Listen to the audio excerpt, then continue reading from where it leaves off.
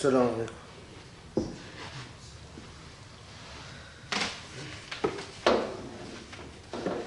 الله أكبر الله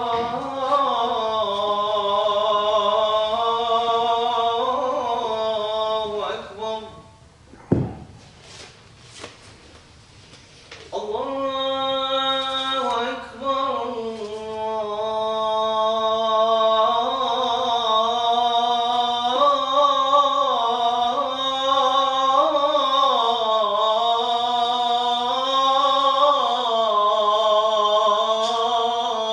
أكبر. أشهد أن لا إله إلا الله.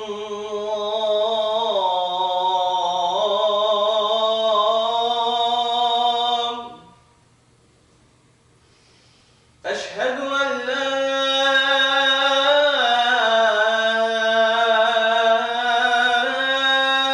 إله إلا الله.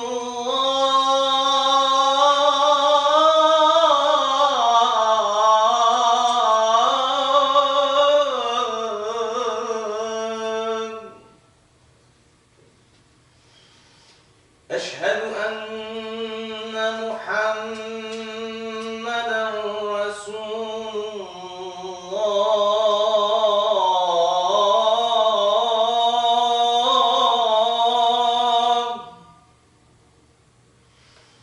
أشهد أن محمدًا رسول الله.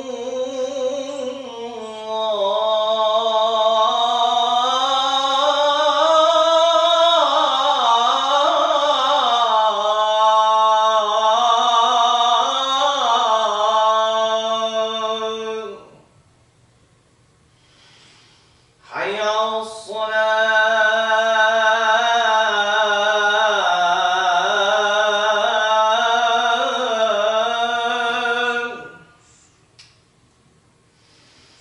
حي على الصلاة.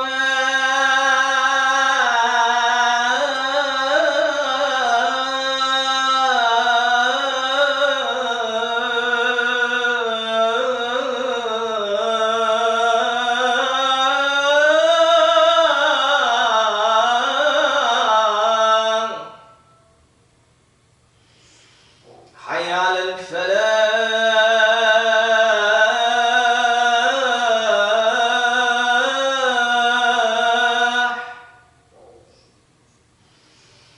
حي على الفلاح.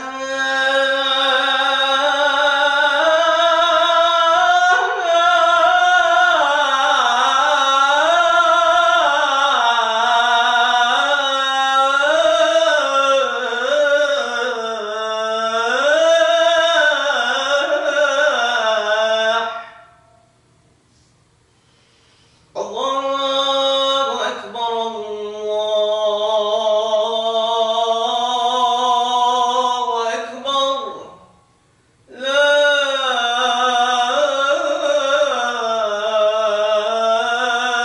إله إلا الله.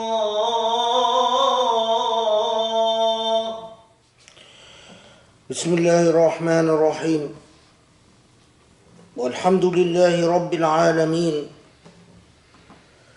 ونشهد أن لا إله إلا الله وحده لا شريك له، ونشهد أن محمدا رسول الله.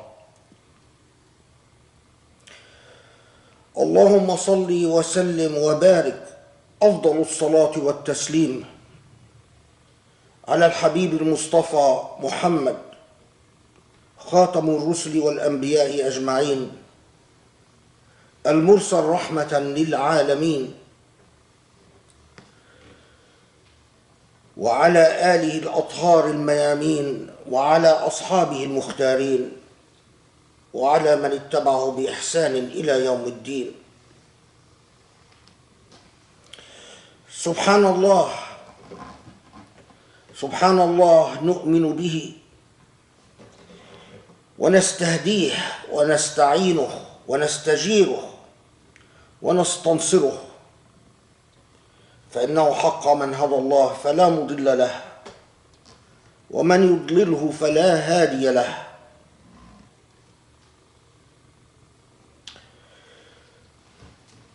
ونبتهل إلى العلي العظيم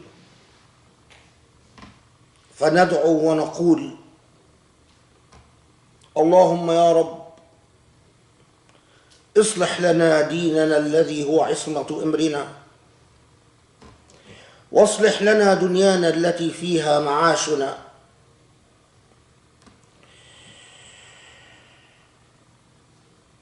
واصلح لنا آخرتنا التي فيها معادنا،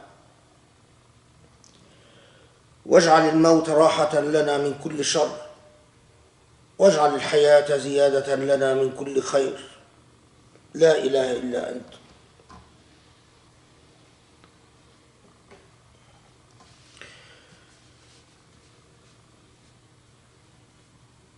Most of the khutbahs that I or others give, the khatib, including myself, will repeat a supplication in the Quran, and one that the Prophet ﷺ used to repeat in his khutbahs all the time, quoting or paraphrasing the Quran depending on the circumstance. And it's quite simply this statement that you often hear me say, من هدى الله فلا مضل له ومن يضلله فلا هادي له. This statement literally means whoever is guided by God cannot go astray, and whomever is misguided can never find their way. That's one possible meaning. The other possible meaning is that whoever finds guidance in God, they will never go astray. And whoever fails to find God can never find their way. In either case,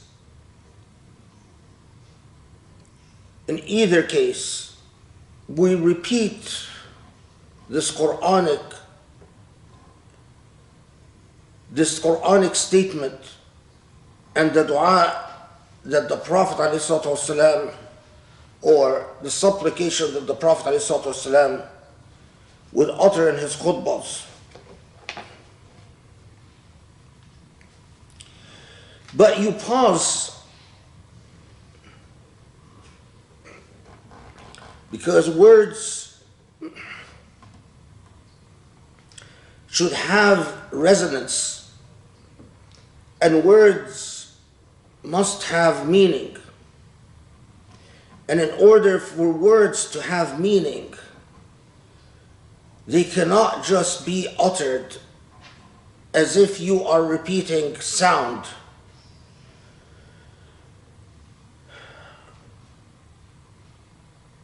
Unfortunately, the practice that so many Muslims have fallen into is to repeat what the Quran says as if they are simply retracing or reproducing sound vibrations. So even, for instance, when we say كنتم خير أمة أخرجت للناس, you are the best nation that Allah has sent. Why? تأمرون بالمعروف وتنهون عن المنكر. Because you search, you search and find and recognize and implement what is good. And you do exactly the opposite with what is not good. If we keep repeating the statement exactly like whoever is guided by God cannot go astray. But it is nothing more than a reproduction of the phonetic sounds of a statement without any impact in the normative determinations of people.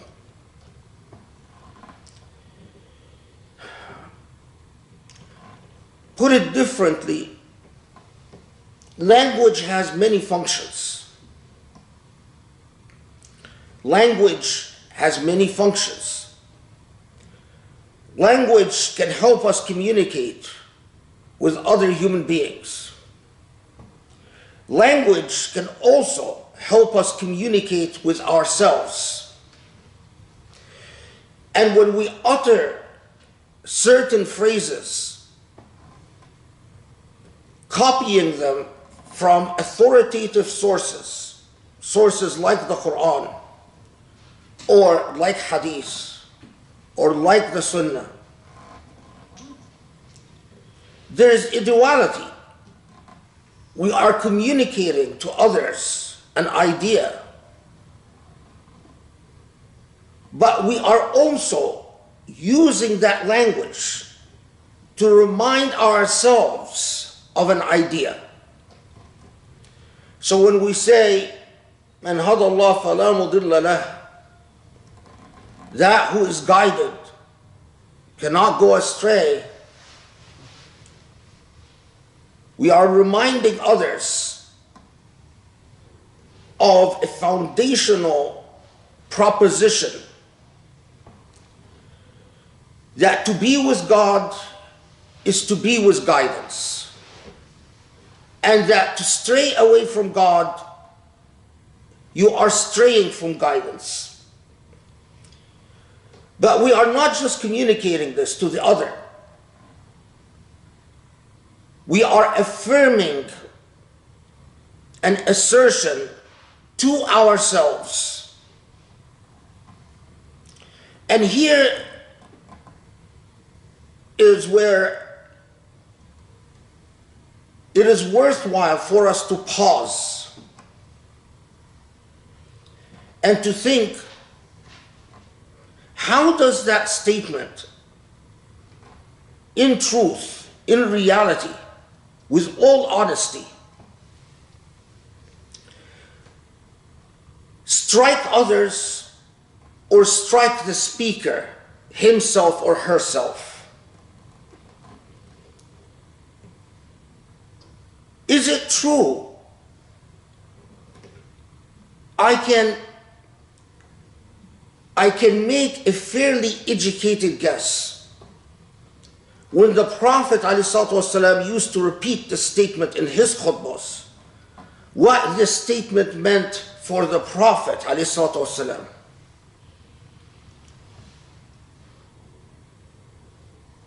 But even such a simple statement that so many khatibs repeat in the modern world, so many Muslims that give khutbahs all around the world repeat that very same statement.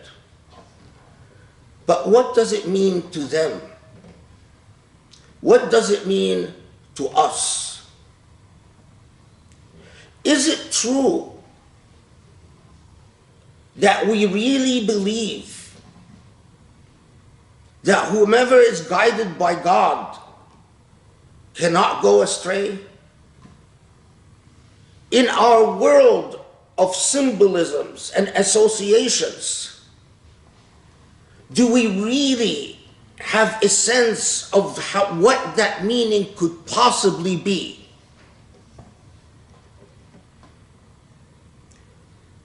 What type of guidance does being guided by God entail? And how does going astray look like?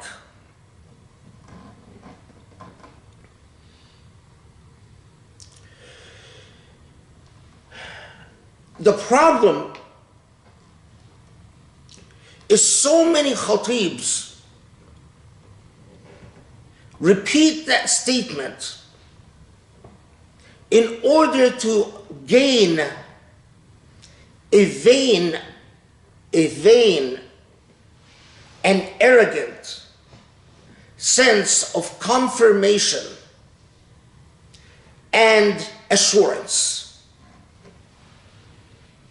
They don't think very much about what the implications of guidance might look like, or how going astray might look like. They simply repeat the statement, resting on the assumption that the rhetoric itself is a satisfactory fulfillment of the normative power of the statement. In other words, the statement is repeated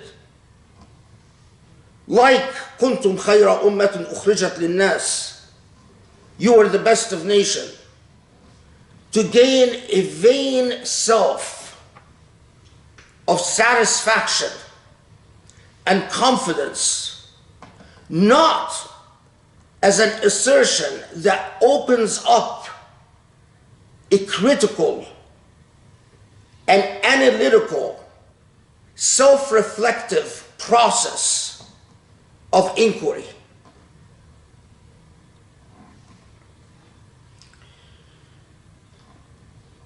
To be concrete and specific,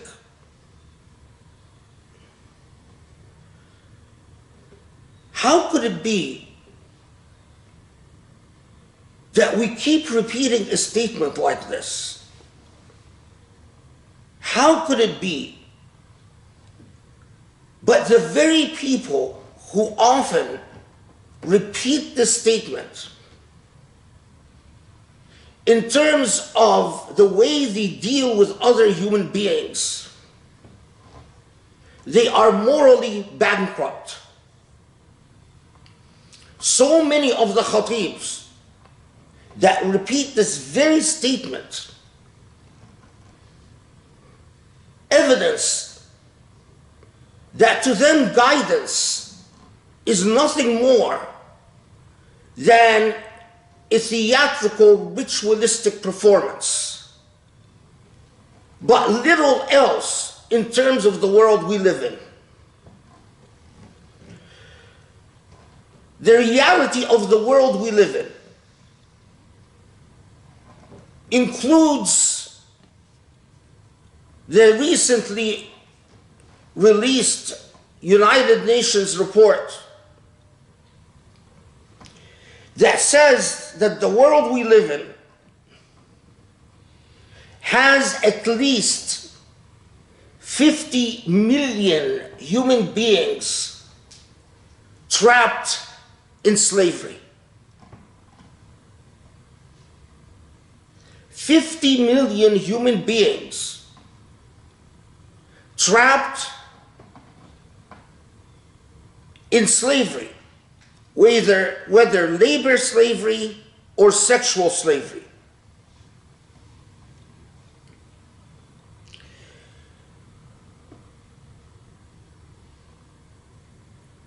Now, unfortunately, many of these millions exist in Muslim countries or are produced by Muslim countries.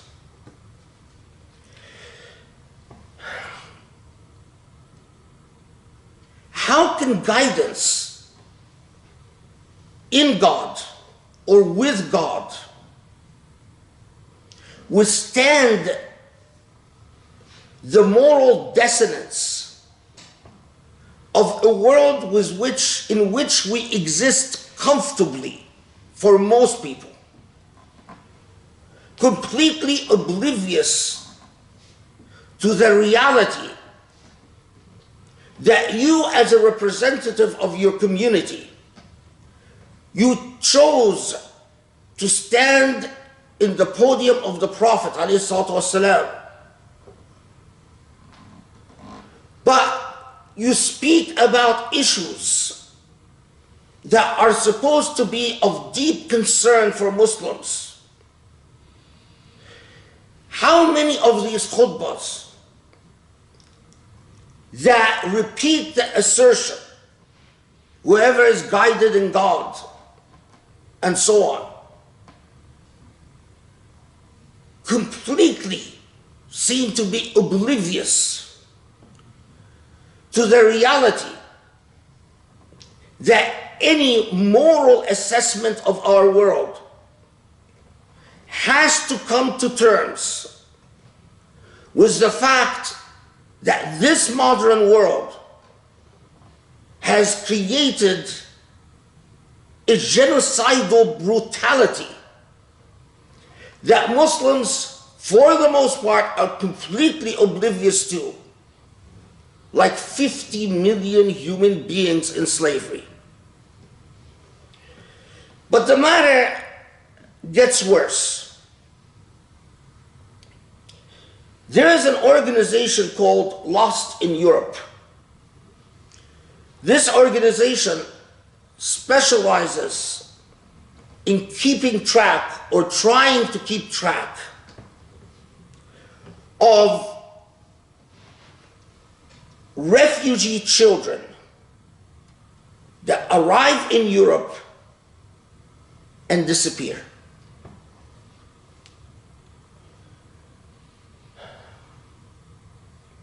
Every day in Europe,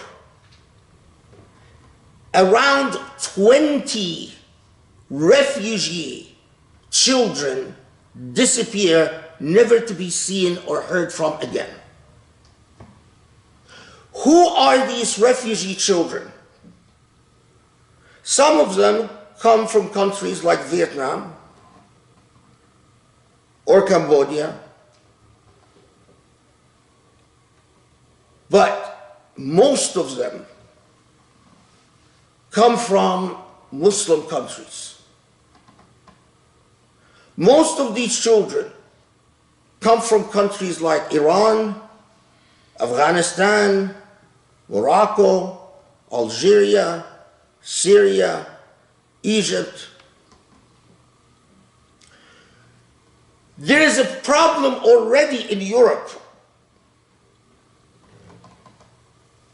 a racist, cultural problem, and that is when Muslim refugees arrive in countries like Switzerland or Sweden, Child Protective Services targets these families and often will go and grab children from their families, because for these protective services, telling children that they have to pray during school, or telling a teenage girl that she has to wear the hijab, is child abuse. But we are not talking about the children that are taken from their families by Child Protective Services. That's not what we're talking about.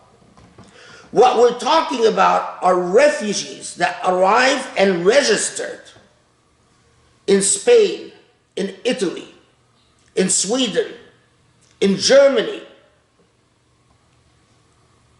And after being registered as refugees, they disappear from the face of the earth.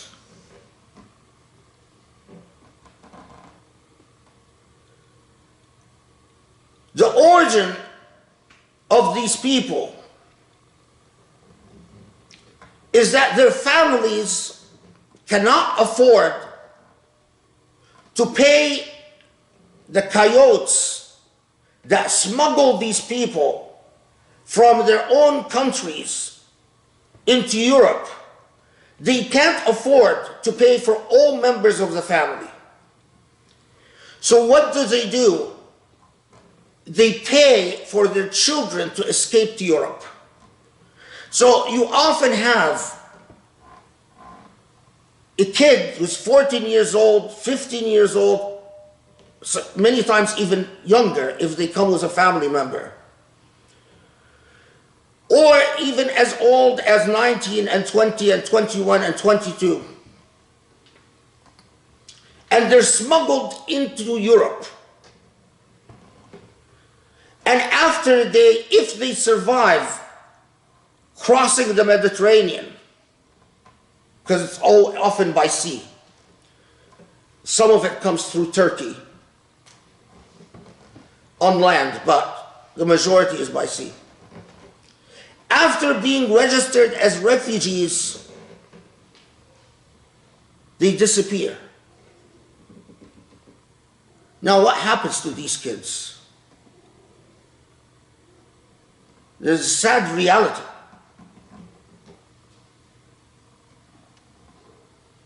Because the vast majority of these kids are never located and never found. And if found or located, invariably we discover that they have been processed into the human trafficking industry. So these are Muslim kids, again, from Iran, from Syria, from Egypt, from Morocco, from Algeria, who are abducted, programmed to work into the sex industry, male and female, and if we manage to locate them years after the fact, they are working in the pornography industry or in the sex services industry, with a very high number of them servicing a new exploding industry in which people go on the computer and have someone sexually perform for them on the computer as they tip them. And because these industries are looking for ethnic and racial diversity, and because these industries actually have on their systems, in the same way that you can choose to have an Asian woman perform for you or a black woman perform for you, among the categories is Arab woman or Muslim woman. And so, if the abducted children have features that pass them off as in Muslim pornography category, that's where they are indoctrinated and forced to work. Now, why am I talking about this?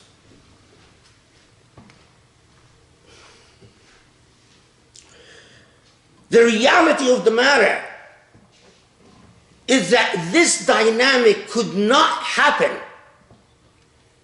without an embedded racism.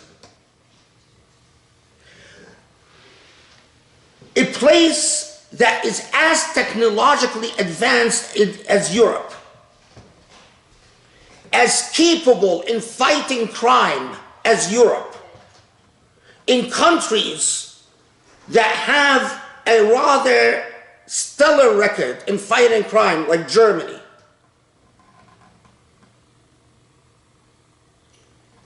the consistent disappearance of refugee children cannot happen without either a level of complicity by local governments or at the minimum disinterest by local governments. And the truth of the matter is that the reason that so many of these states look the other way and do not vigilantly investigate the disappearance of these Muslim kids is precisely because they're Muslim kids. And because precisely it is a solution to the refugee problem in Europe. You are arriving illegally. You are undocumented. So we register you. And who knows what level of corruption is involved. But fundamentally, the reason this is not constantly in the headlines and is not a huge controversy, and it's hardly even heard of, 20 refugee children a day. These Muslim families that dream of a better life sitting in Iran or sitting in Morocco, dream of a better life for our children in Europe. They'll get an education, they'll have a future. Well, what you're sending them to is sexual slavery, sexual abuse, rape, and quite often, eventually death.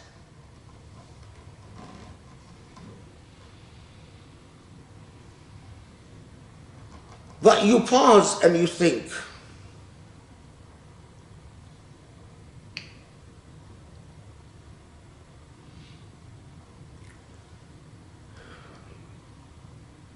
what gets us to the point? What gets us to the point that so many people from Muslim countries are willing to take this incredible risk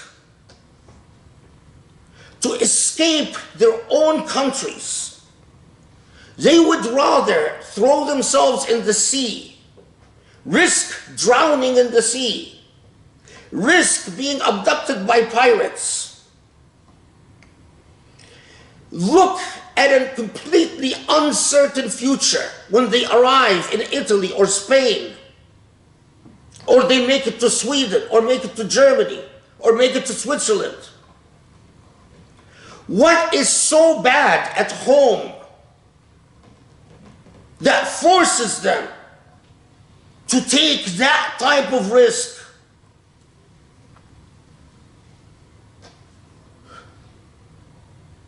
In my opinion,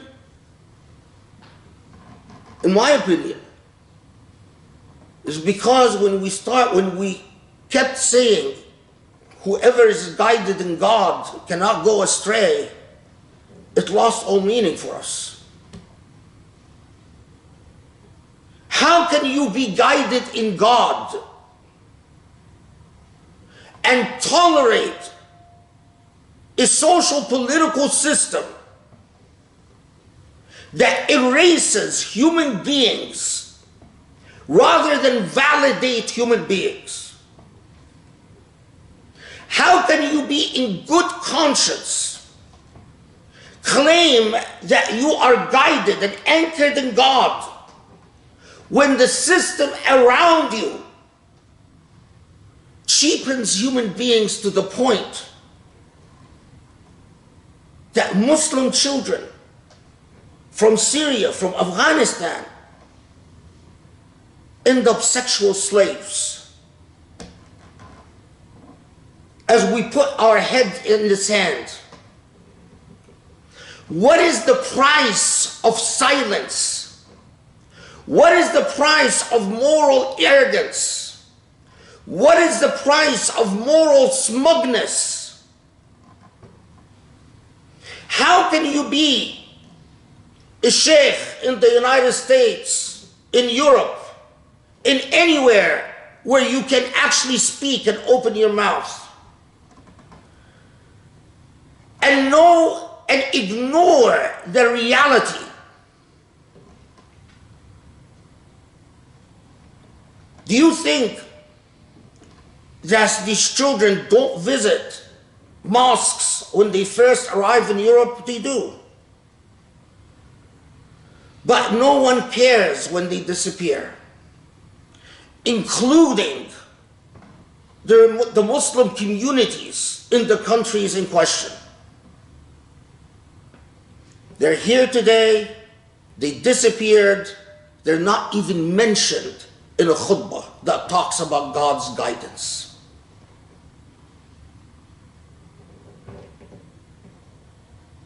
Check out that website, Lost in Europe. And it will turn your hair gray. We are talking about Muslim children, people. We are talking about children who grew up with La ilaha illallah. In one of the famous incidents of a Moroccan child who was abused and eventually killed, as he tried to escape his abusers, he went to the authorities in Spain and begged them to return him to Morocco. And every time he was returned to the hands of his abusers until he was murdered. Stories like this are too numerous to recount. Among the modern slaves, of course, are the Uyghurs in China. And C.J. Werleman, I saw this message by him where he says, I don't want to share the videos because they're just too horrific. But at this very moment, China is deliberately starving Uyghur Muslims to death in the Xinjiang Autonomous Zone. This should be one of the biggest news stories in the world today, but it's being reported nowhere. Just like the lost children of Europe. How many law schools are talking about it? How many law professors or historians or social activists are interested or researching it? They're Muslim. And because they're Muslim, they hardly exist. And my issue is quite simply, all those Muslim imams, all those Muslim pietistic figures that stand there and with great confidence and smugness tell you whoever is guided in God cannot go astray. And I wish I could look them in the face and say, how so? Do you really understand what you're saying? This is the price of silence when confronted with immorality. This is the price of religious hypocrisy. This is the price of duplicity with colonialism and with corruption. This is the price of silence before immorality. This is the price of selfishness and egocentrism and the lack of virtue or ethical vision. This is the price. This is precisely how it looks like. This is how it feels. This is how it tastes. Till when are we going to tolerate it? Till when are we going to put up with it? أقول قولي هذا واستغفر الله لي ولكم أسأل الله يستجب لكم. بسم الله الرحمن الرحيم والحمد لله رب العالمين وسبحان الله العلي العظيم اللهم صل وسلم وبارك على محمد وعلى آله وأصحابه واتبعوا بإحسان إلى يوم الدين.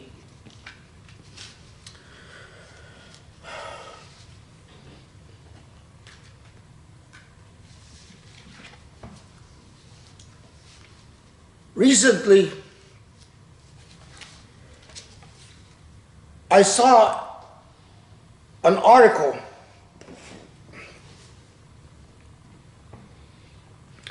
that was talking about Jared Kushner's upcoming book. I don't know if it was released yet or not. But he wrote a book about his experience in the White House.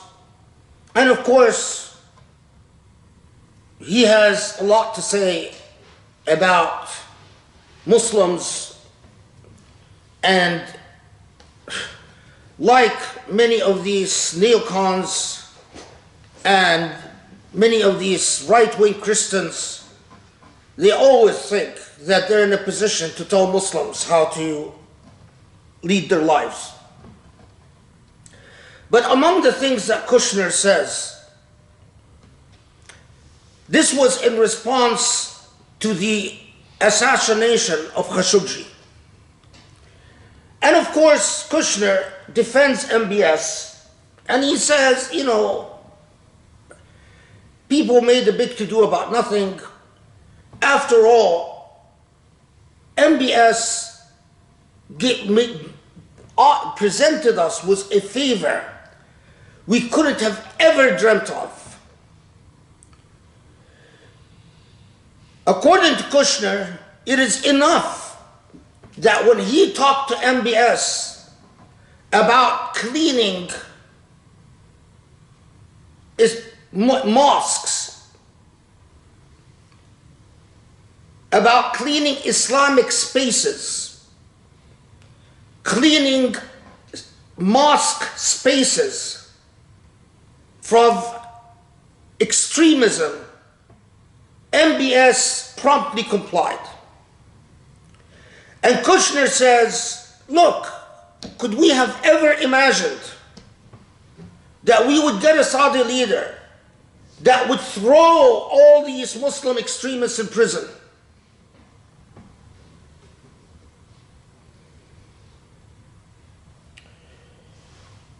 What do you say?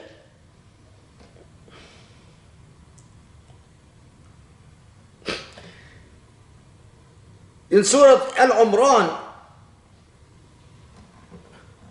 when Allah reminds us not to take as close confidants, for close counsel, those who يَأْلُونَكُمْ خَبَالًا, those who will invade your mind and soul and corrupt your very essence, because in truth they neither love your religion nor love you. In truth, they wish your religion would disappear from the face of the earth as they look down upon you because you follow that religion.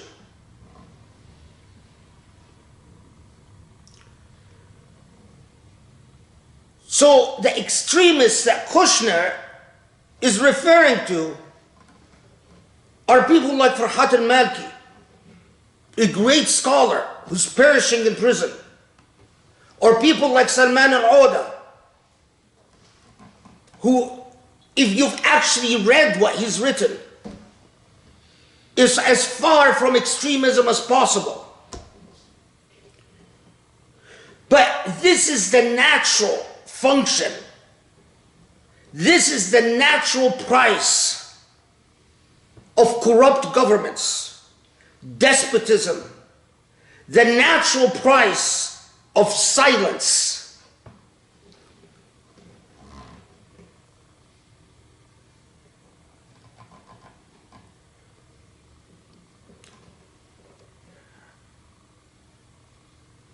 When those who have a history of dominating, colonizing Muslims find the allies in the elite of Muslim countries and find through these alliances that Muslim countries are run to serve the best interests of the very ideologically committed group of people, ideologically committed to the erasure of Muslims and the domination of Muslims. What you end up with is precisely 20 Muslim children disappearing in Europe a day in the sexual industry. What you end up with is this ugly reality confronted with complete silence and even apathy. What you end up with is saying things like God's guidance is the best, but having no idea what it means. What you end up with is saying whoever has God's guidance cannot go astray. But the whole world around you is going astray. And you have become very adept at ignoring the entire world around you and existing for your selfish goals and causes and purposes. I want to close with one more example.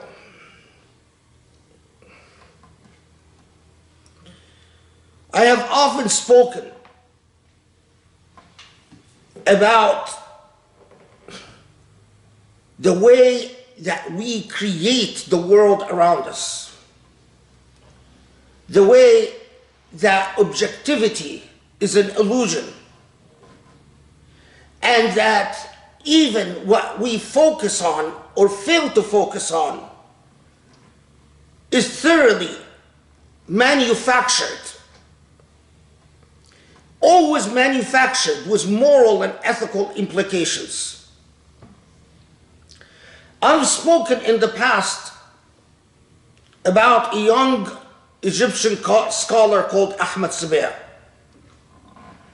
And Ahmed Sabih, as I said in the past, is someone with a degree in comparative religions who has mastered Hebrew, mastered Aramaic, and has specialized in Old Testament studies and New Testament as well. And he ended up being arrested by the Egyptian government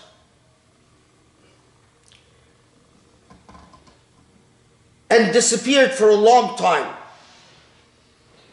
And the reason that he was arrested and disappeared was not clear. These are countries where people disappear and reappear at the will of the government. The price of silence.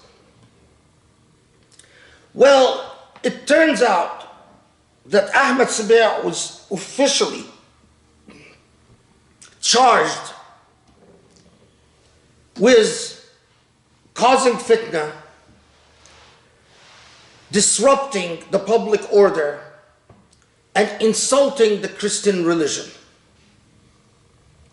Apparently, the material he presented about the many different versions of the Old Testament and the New Testament, the material he presented about the history of the church and canonical texts, upset the Christian church, which complained to Sisi, and Sisi ordered the arrest of Ahmed Sabih. Recently, as inexplicably as he was picked up and arrested, he was released from prison. No one dares ask what happened to the charges against them.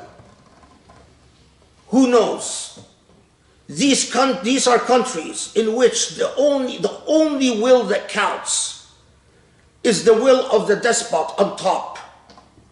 Saudi Arabia, with all its complexity, doesn't matter. The only thing that matters is MBS. The 100 million Egyptians don't matter. They're just numbers. The only thing that matters is the will of Sisi. The same thing for Syria. The same thing for the Emirate.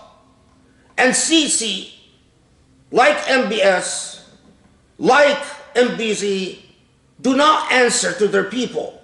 They answer to their superiors in the United States and other powerhouses. Now, of course,